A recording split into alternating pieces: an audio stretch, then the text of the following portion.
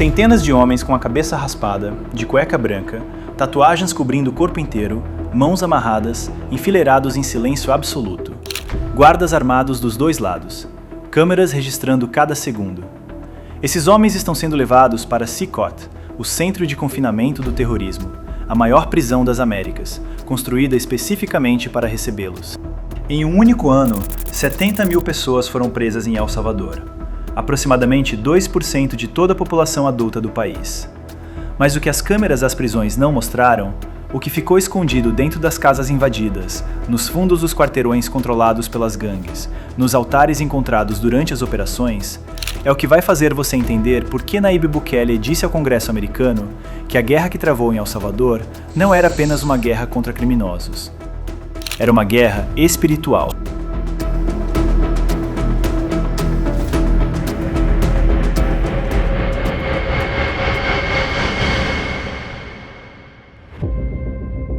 Para entender o que Bukele encontrou quando começou a invadir as casas das gangues, você precisa entender o que El Salvador era antes dele.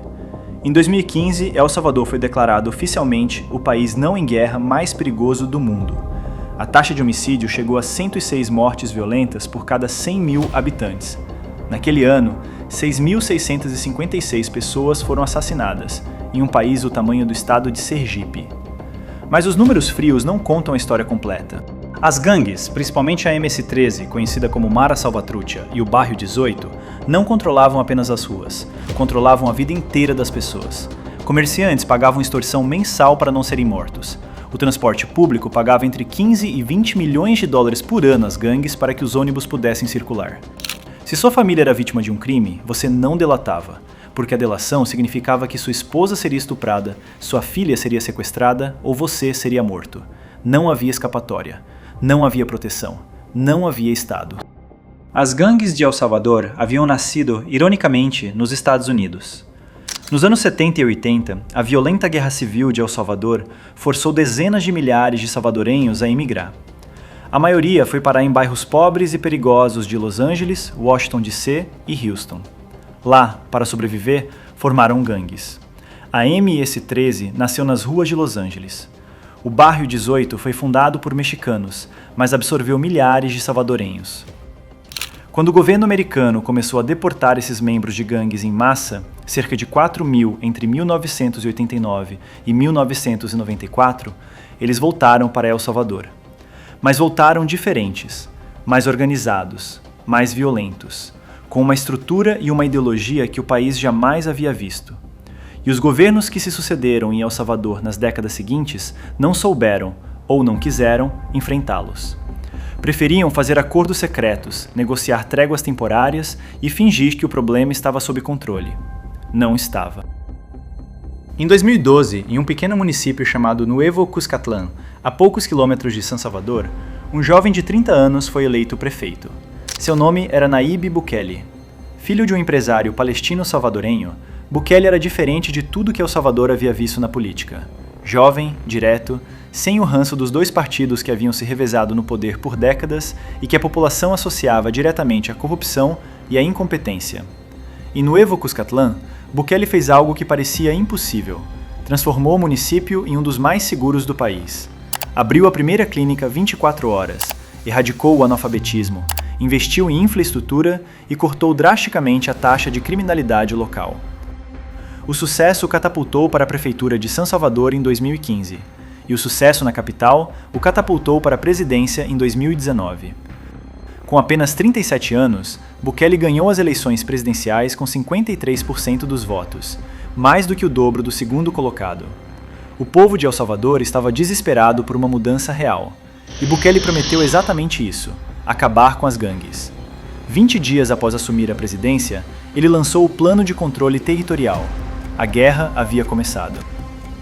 O Plano de Controle Territorial de Bukele tinha múltiplas etapas e foi executado com uma metodologia que nenhum governo anterior havia demonstrado. Primeiro, o cerco às prisões. As visitas e comunicações foram suspensas para quebrar a rede de comando dos líderes de gangues que, mesmo presos, continuavam operando normalmente dentro das celas. Segundo, o investimento social. US$ 91 milhões foram destinados a parques públicos, escolas e serviços para evitar que jovens em situação de vulnerabilidade fossem recrutados pelas gangues. Terceiro, a modernização militar. Drones, helicópteros, novas armas, coletes à prova de balas e tecnologia de vigilância foram adquiridos para equipar adequadamente as forças de segurança. Mas o ponto de virada veio em março de 2022. Em um único fim de semana, de 25 a 27 de março, 62 pessoas foram assassinadas em El Salvador. As gangues estavam enviando uma mensagem clara para Bukele: recue, ou a violência voltará. Bukele não recuou, dobrou a aposta. A Assembleia Legislativa aprovou um estado de exceção, uma medida que suspendeu temporariamente algumas garantias constitucionais e deu às forças de segurança poderes extraordinários para realizar prisões, monitorar comunicações e fazer buscas sem mandado judicial. O que se seguiu foi sem precedentes na história da América Latina. Em um único ano, as forças de segurança salvadorenhas prenderam quase 70 mil pessoas, aproximadamente 2% de toda a população adulta do país. Em janeiro de 2023, Bukele apresentou ao mundo o Centro de Confinamento do Terrorismo, a CECOT. Localizada em Tecoluca, a 74 quilômetros a sudeste de San Salvador, a CECOT tem 23 hectares construídos e capacidade para 40 mil detentos. É a maior prisão das Américas. Os números impressionam: 8 pavilhões com 32 celas cada um, cercas perimetrais completamente eletrificadas, 2 muros de concreto armado cercando as instalações, 19 torres de vigilância, 1.000 guardas dentro do complexo, 250 policiais e 600 membros das Forças Armadas protegendo o perímetro externo. As imagens que circularam pelo mundo mostraram algo que ninguém havia visto antes. Centenas de homens com a cabeça raspada, de cueca branca, enfileirados em silêncio. Eram os líderes e membros das gangues que por décadas haviam aterrorizado El Salvador. Um deles, Marvin Abel Hernández, membro da NS-13, foi condenado a 1.335 anos de prisão. Outros 247 membros da gangue receberam sentenças entre 463 e 958 anos cada um, pelos crimes de 42 homicídios e 42 desaparecimentos. 1.335 anos de prisão, para uma única pessoa. A mensagem era inequívoca: em El Salvador, a era da impunidade havia acabado. Mas havia algo que os relatórios policiais e as imagens das prisões não mostravam, algo que Bukele guardou por um tempo antes de revelar ao mundo inteiro. Quando as forças de segurança invadiram as casas, os esconderijos e os territórios controlados pelas gangues durante as operações do estado de exceção, encontraram algo que foi além de armas, drogas e dinheiro. Encontraram altares. Altares montados para rituais satânicos. Símbolos, velas, objetos rituais, imagens, evidências de que as gangues de El Salvador não eram apenas organizações criminosas.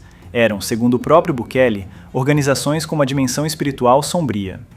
Em fevereiro de 2026, Nayib Bukele foi convidado para discursar no National Prayer Breakfast em Washington, o tradicional café da manhã de oração anual do Congresso americano, onde presidentes, parlamentares e líderes religiosos se reúnem para orar juntos. Diante de parlamentares, líderes religiosos e autoridades americanas, Bukele disse algo que ninguém esperava ouvir naquele ambiente. Muitas pessoas não sabem que nosso inimigo não era apenas de carne e sangue, mas também espiritual. Elas também adoravam Satanás, literalmente. Quando fomos às casas delas para prendê-los, descobrimos altares usados para rituais satânicos. Isso está bem documentado. A sala ficou em silêncio. Para a audiência do National Prayer Breakfast, líderes cristãos e políticos americanos, aquela declaração teve um peso extraordinário.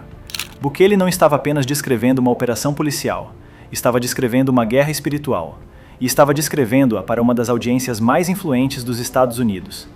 Para os salvadorenhos que haviam vivido sob o terror das gangues por décadas, aquela revelação não foi surpreendente. Era mais uma camada de uma realidade que eles já conheciam por dentro. Os números de El Salvador hoje são extraordinários. A taxa de homicídios, que havia chegado a 106 por 100 mil habitantes em 2015, caiu para menos de 2 por 100 mil habitantes em 2023, uma redução de mais de 98%. El Salvador, que havia sido o país não em guerra mais perigoso do mundo, se tornou um dos países mais seguros da América Latina. Pessoas que não saíam de casa à noite voltaram às ruas. Comerciantes que pagavam extorsão por décadas abriram seus negócios sem medo. Famílias que haviam fugido do país começaram a voltar. Crianças voltaram a brincar em parques públicos. A popularidade de Bukele disparou. Em março de 2023, 91% dos salvadorenhos diziam apoiar o presidente. Em 2024, ele foi reeleito em primeiro turno com mais de 85% dos votos, o maior índice de aprovação de qualquer líder eleito nas Américas.